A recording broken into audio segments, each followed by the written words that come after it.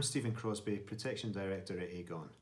I'm here today to talk to you about the importance of improving financial well-being. We've been helping people achieve a lifetime of financial security since 1831. This is our purpose as a company. That's something that resonates very well with me, and I'm sure with lots of people on this call working in the protection business. We can't prevent accidents and tragedies from happening, but we can and do help those who suffer the accident tragedy cope with financial consequences. This helps those who benefit from claims directly, but we also help the financial well-being of everyone who takes out a policy. They have peace of mind that cover is in place and they have provided for themselves and their family. What do we mean by financial well-being? How people feel about the control they have of their financial future and their relationships with money.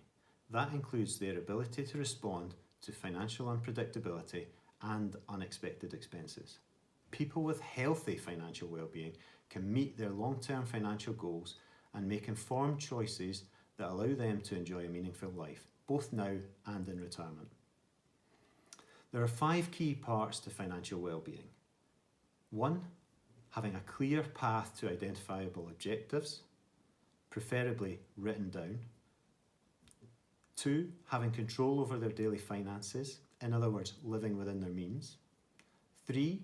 Being able to cope with a financial shock, something we do in protection very well with dealing with the extreme financial shocks of loss of a breadwinner or lack of income that's coming.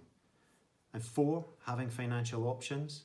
You've got to earn some money, you've got to have some income in order to have options and choices.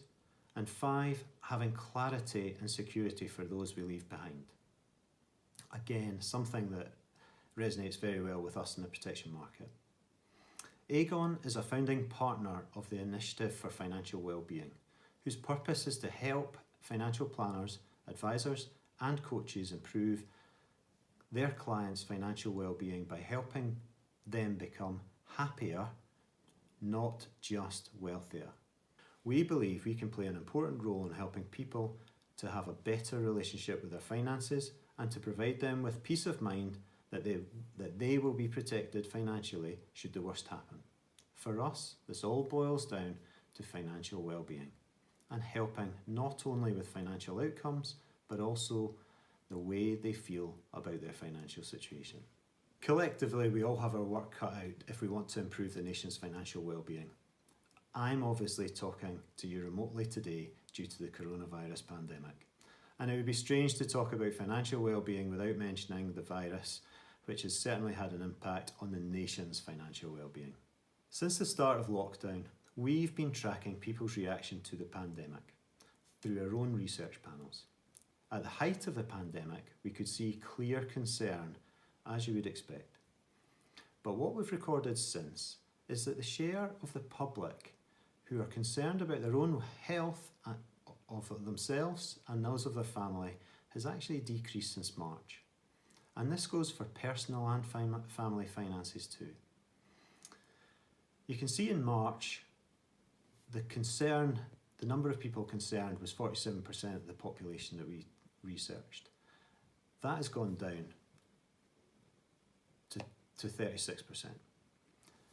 And on a wealth perspective, there was 39% of people concerned about their own personal wealth, and that is reduced to 32%. So there's still clearly a lot of concern there. But health and wealth are clearly linked.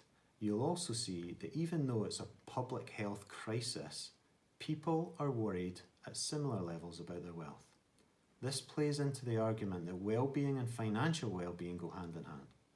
And that, if as an industry we are offering solutions to help improve people's financial well-being, we need to think about the broader context of people's lives. Now that figure of 32% doesn't necessarily translate to this figure, which is 86% of the people are still concerned for the economy as a whole. That suggests that not everyone has made the long-term connection between the lasting effect on the economy to their personal wealth situation. As a result, this will have a direct impact on the financial well-being of many more people than are worried about it right now. Another study by Opinium Research of 2,000 adults in the UK in May showed that the coronavirus was impacting the wealth of some more than others, both positively and negatively. There are those people who are in fortunate positions of having a stable job in industries relatively unaffected by lockdown and who have found their living costs have fallen significantly with the reduction in travel and discretionary spending. This allows the average full-time employee to save an additional £200 a month. Converse, the people that aren't doing so well through lockdown are those that have found their income have been restricted. So those under furlough arrangements or self-employed, where there's maybe less work to go around or maybe their work is completely dried up. I do think there'll be some long-lasting effects of the coronavirus, many of which will set people's financial well-being back. Unfortunately, we think that the virus will have long-term impacts of people's financial position, and certain groups will be disproportionately affected. Women, who are more likely to work in sectors such as hospitality, retail and leisure, they will suffer financially, and a renewed focus will be required on closing pay and protection gaps. We're also concerned about the self-employed, a group we think needs special attention from a long-term savings and financial resilience perspective. They just don't have the same level of buffer. The impact of the coronavirus pandemic is likely to exacerbate the existing savings shortfall and protection gap for this group. And lastly, those people in their 50s who are made redundant may find it hard to secure equivalent employment elsewhere. They then will face difficult decisions about whether to continue working, accept a job in a lower paid sector, retrain, or dip into savings earlier than they had planned, which ultimately will lead to shortfalls in retirement savings or again another protection gap. We should keep the COVID context in mind as I demonstrate how people's personal finance situation is inextricably linked to their financial well-being. Having a poor financial situation naturally creates stressors and can contribute to poorer level of well-being. Poor overall well-being can lead to impulsive financial decisions or putting off sorting out your finances. We attempted to quantify financial well-being here in the UK. We chose to adopt an established methodology from the US Consumer Protection Bureau to see how it would apply in the UK. The methodology is focused on 4 areas and a score is attributed to people's responses. The 4 areas are the extent to which an individual has control over their finances. Are they able to pay the bills on time? Have they manageable debt and so on? The extent to which they have a financial cushion against unexpected expenses or emergencies. Have they got a buffer?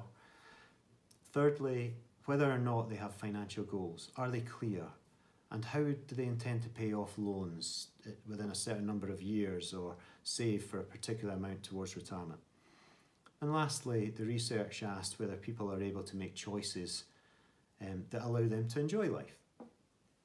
A significant segment of the population struggle with the basics. We've run this study twice now with little change in the findings. What we've discovered was that a significant proportion of the population have real challenges with aspects of their finances that relate most closely to their financial well-being. When it came to control of their finances, 29% said they were just getting by financially. 21% said an expense like a gift or a wedding gift or a birthday party or occasion such as that would put strain on their finances that month. And 30% said they rarely or never had any money left over at the end of a month. In relation to having a financial safety net, 39% of people surveyed could not handle an unexpected expense. And that isn't even a disaster or a shock, that's just a minor situation. When it came to having clear financial goals, 44% said they were concerned that the money they have now or will save won't be enough. and 24% said they often or always felt behind when it came to their finances. And lastly, on the extent to which people were able to make choices that allow them to enjoy life, 31% of people said their finances control their life. And a higher salary doesn't always equal better financial well-being. In the graph, you can see the blue dots represent the salaries indicated for each individual sector, and the purple bar graph actually shows the financial well-being score associated with each industry sector. And you can see that retail and hospitality sectors have got low salaries and correspondingly low well-being. But that doesn't always stand true. In the media, marketing and the legal sectors, you can see they're quite highly paid, but actually they have a low level of well-being.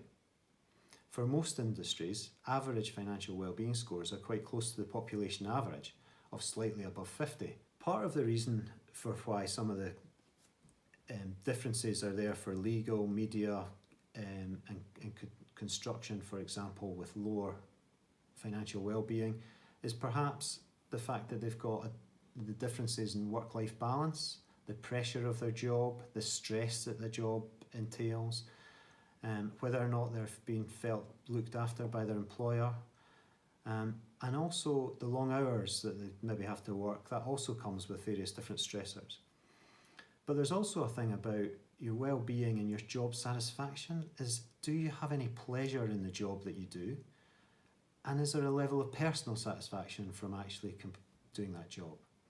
And I think there is more to it than just salary. Financial well-being is a construct of lots of these things. Financial well-being is the link between money and happiness. Our research shows there is a strong positive relationship between financial advice and financial well-being. Our findings suggest that those who have engaged with a financial advisor about pensions, investments, or protection are more likely to, firstly, enjoy life because of the way they're managing their money, have money left over at the end of the month, be financially resilient and able to handle an unexpected expense, and feel like they're doing everything to secure their financial future. We believe getting more people to access advice will improve the nation's financial well-being. We've made it a bit of a mission to break down the barriers to advice and by debunking myths, and I want to start that here today. I can do my own financial planning. Myth number 1. Yes, of course you can, but you're more likely to make mistakes. You can't be an expert in everything, and advisors can do a lot more, and they've got more expertise. Myth number 2, financial advice is only suitable to really rich people. Incorrect. Myth number 3, financial advice costs too much. Incorrect. Let me just take both of those myths at once.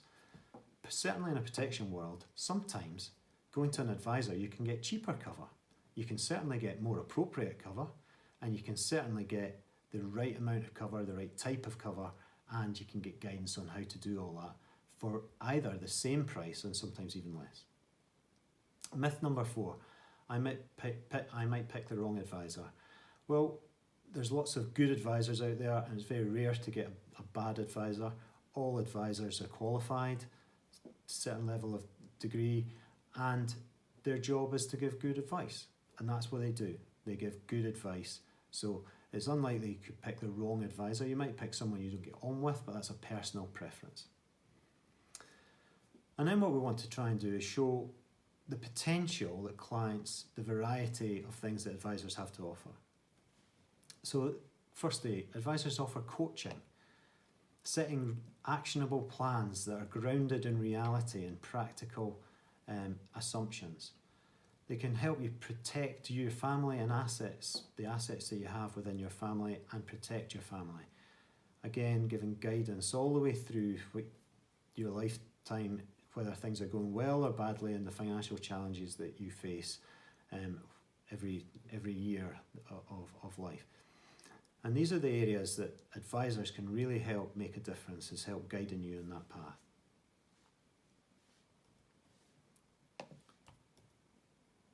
There's opportunities for advisors to explore help people visualise the future selves, encourage them to make better decisions for themselves now, jointly thinking with clients about what gives them pleasure and purpose in life, and how that ties in with money and financial planning.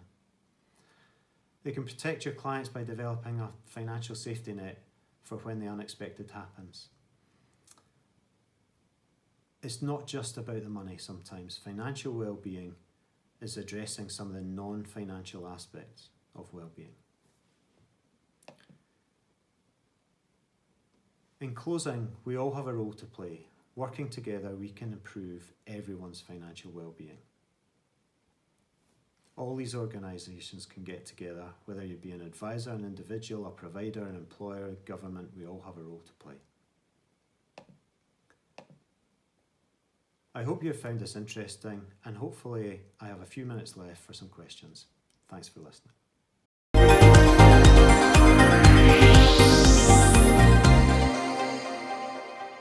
So where we got to, we were talking about financial advisors and how actually normally the types of clients that maybe are on lower income are not the sort of clients that come to financial advisors. How do we connect with those sorts of customers? Hi Adam, it's very difficult for us as a provider to connect to those advisors, I have to say, or to those customers. And what we're doing is we've effectively got a process at the moment under the FCA where we are trying to defer premiums and allow people the option to pay back premiums at a time where they might be out of furlough or might be out of a financial hardship situation. So that's something that we as an industry are doing to try and help people who are in financial hardship right now. Thanks, Stephen. And I've asked, someone's asked quite fittingly, could you give us a quick summary of the things that you've discussed when the sound was down? I fed back to Stephen, mentioned that actually there was quite a holistic analysis of financial well-being. We're not just talking about protection advice here, you know, the kind of the separated, very specific insurance advice. We're talking about the holistic, bigger picture of the client's well-being and some of the connections between their entire well-being, which can include mental and social well-being too. Yeah, thanks, Adam. That's true. It's a very holistic picture, financial well-being, and we in the protection industry have a key part to play in that, because we give people peace of mind. When you manage to get some protection in place, you feel like you've done the right thing for your own financial health, but also for that of your family and your dependents. So covering yourself in case that financial shock should hit the family with the loss of a breadwinner, etc. But there's much more to it. So financial well-being is got a direct link to happiness, and sometimes it's not about the money you earn or the income that you have or how big your house is or anything like that. It's actually to do with a lot of the stressors you find in your everyday life will have a big bearing on your financial and your mental well-being. So I think there's lots of factors in that, and it's very holistic, and we believe as an industry we can play an important part in some of that, maybe not all. And that's where you start thinking about the added value services that we as an industry will help and offer people. And it's about peace of mind as well, isn't it, having the cover in place, and the idea that as we are going forward, people have got making far bigger connections between their health and wealth than ever before, because of what we've seen with the furlough scheme and the impact of the coronavirus pandemic on people's ability to work, which is in effect because of a health situation. So this is about kind of connecting those dots a little bit, isn't it, Stephen? Yeah. So control actually is a key element of that. When you're out of control, and when things are out of your control, you feel very much more stressed and anxious about it. Whereas if you take control and you get your protection in place, for example, it can make you sleep better in bed at night and feel like you've got that peace of mind, which is important for us all. Especially now. Absolutely. Thanks a lot, Stephen. That's all the time we've got.